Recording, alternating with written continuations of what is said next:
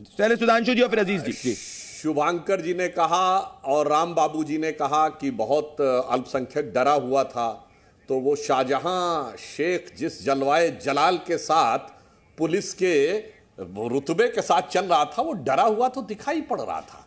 तो कौन डरा हुआ था और कौन दबा हुआ है बताना चाहता हूं, मैं दर्शकों को बताना चाहता हूं। ये बताइए, आजादी के समय भारत में मुसलमान 9.5% था, आज 18% है, ये डरा हुआ है।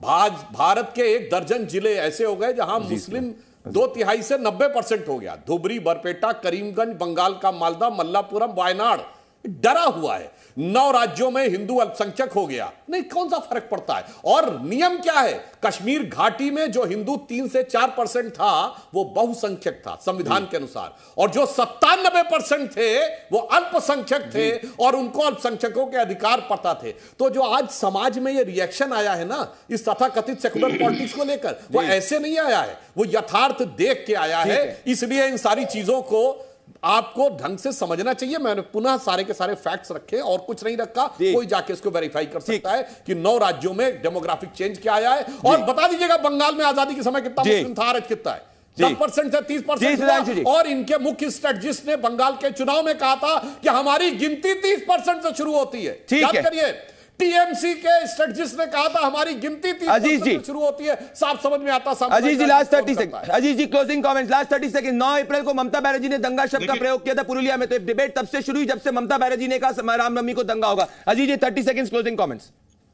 देखिए प्रदीप भाई, 20 करोड़ मुसलमानों के नाम पर 120 करोड़ हिंदुओं को कब तक बीजेपी डराएगी, कब तक डराएगी। सच यह है कि इस देश का हिंदू और मुसलमान कौमी इत्तेहाद चाहता है। वो ईद भी सुकून से मनाना चाहता है और रामनवमी भी सुकून से मनाना चाहते हैं।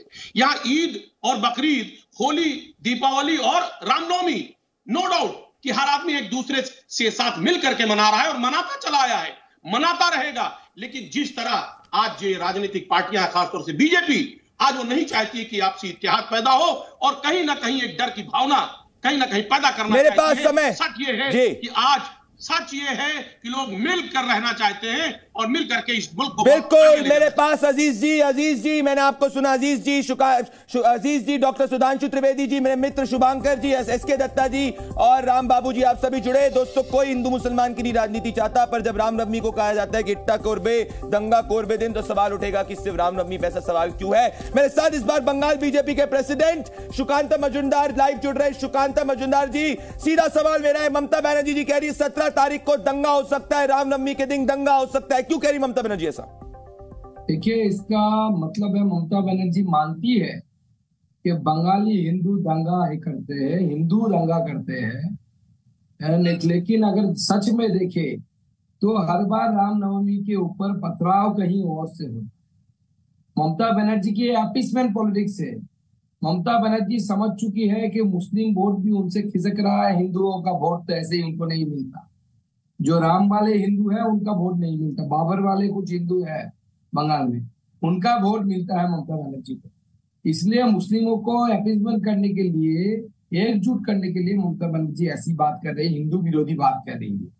दूसरी बात यह है कि ममता बनर्जी की जिम्मेदारी है कि लॉ एंड ऑर्डर की सिचुएशन आप ठीक से संभाल के रखिए, लेकिन ममता बनर्जी एक्सपर्ट है कि दूसरे के सिर भांडा फोड़ने के लिए। इसलिए इलेक्शन कमीशन के ऊपर पूरा रिस्पॉन्सिबिलिटी देके वो पार होना चाहते हैं। मेरे पास कुछ इनपुट है, इसमें कुछ कुछ गिने चुने शहरों में ममता बनर्जी खुद अपने लोगों को देकर रामनवमी के जुलूस पे पथराव करने वाली है, क्योंकि इससे टेंशन फैलेगा और इससे मुस्लिम वोट कंसोलिडेशन होगा। नहीं तो मुस्लिम भाई बहन भी इस बार ममता बनर्जी को वोट देने नहीं पाए। आप बड़ी बात कह रहे हैं। आप कह रहे हैं कि आपके पास में कोई ऐसे इनपुट्स है, प्रूफ है या कोई सबूत है जिसके तहत आप कह रहे हैं कि ममता बनर्जी के लोग ही दंगा कराना चाहते हैं। सबूत क्या है, किसको दिया आपने, क्या है सबूत? मैंने रामनवमी के कमेटी के लोगों को मैंने जो इंफॉर्मेशन फॉरवर्ड की है और उनको बोला है कि वो जिस जिले का बात है उस जिले के पुलिस प्रशासन से बात करें। उन एरियाओं में जहाँ पे हमें इनपुट मिला है कि कुछ हो सकता है गड़बड़, वहां पे ज्यादा से ज्यादा पुलिस की तैनाती। और मैं मुस्लिम भाइयों से आवेदन करना चाहता हूँ कि कुछ दिन पहले ईद का त्योहार गया, कोई जाके मस्जिदों पे पत्थर नहीं फेंका। तब मुस्लिम लोगों का भी ड्यूटी है कि उनका कर्तव्य है कि रामनवमी भी शांतिपूर्ण तरीके से मनाया जाए, हिंदू भाई जो है वो रामनवमी शांतिपूर्ण तरीके से मना पाए।